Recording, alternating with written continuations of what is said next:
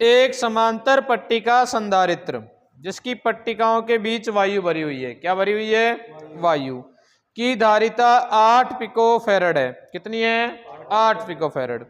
यदि पट्टिकाओं के बीच की दूरी को आधा कर दिया जाए और इनके बीच के स्थान में 6 परावैद्युतांक का एक पदार्थ भर दिया जाए तो इसकी धारिता क्या होगी?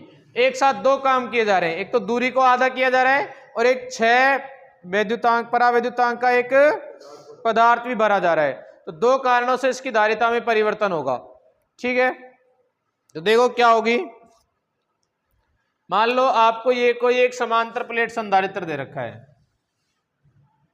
शुरुआत में आपको एक संधारित्र दिया गया है जिसकी आपको धारिता दे रखी है 8 पिकोफैरड। शुरुआत में प्रारंभिक धारिता कितनी है उसकी?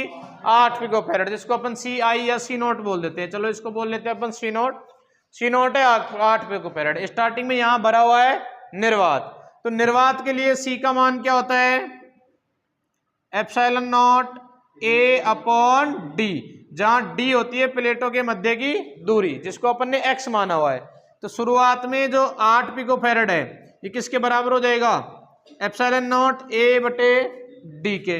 अब देखो दो काम किए जा रहे हैं, दो काम किए जा रहे हैं। एक तो ये किया जा रहा है कि इसकी दूरी कम की जा रही है और दूसरा दूरी कम करने के बाद 6 परावैद्युतांक का एक पदार्थ भरा जा रहा है। तो पहले अपन देख लें दूरी को आधा करने के कारण सी पर क्या प्रभाव पड़ेगा।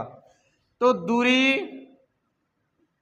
को आधा करने के कारण यानी कि 1/2 करने पर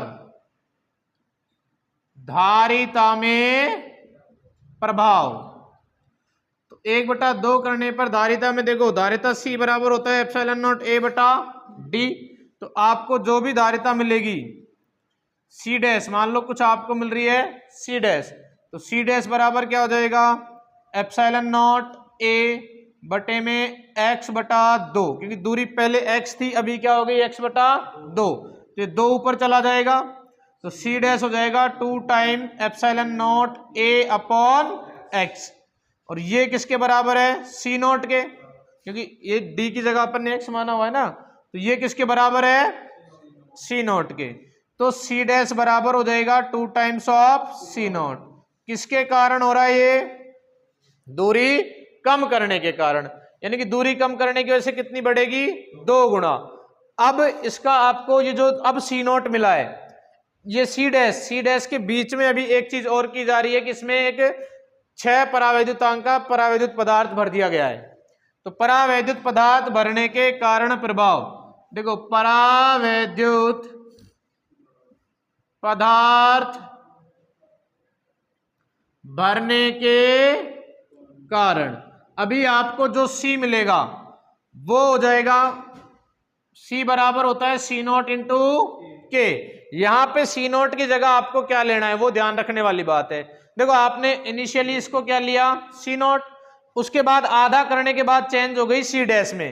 अब जो परावैद्युत जो अपना प्रभाव दिखाएगा वो किसके ऊपर दिखाएगा? सी डैश के ऊपर।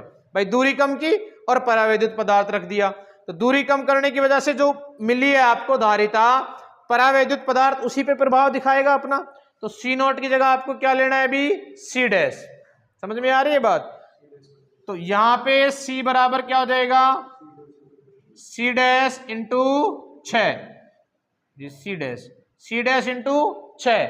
और सी डैश किसके बराबर है? 2 टाइम्स ऑफ सी नॉट। तो फाइनली सी बराबर क्या हो जाएगा? 2 times of C nought multiplied by 6, 6 दूनी 12, ये हो जाएगा 12 टाइम्स ऑफ सी नॉट। और सी नॉट की वैल्यू कितनी है? 8 पिको फैरड। सी नॉट बराबर 8 पिको फैरड। तो 12 गुणा 8 करोगे तो कितना हो जाएगा? 96 पिको फैरड। ये प्रभाव पड़ेगा।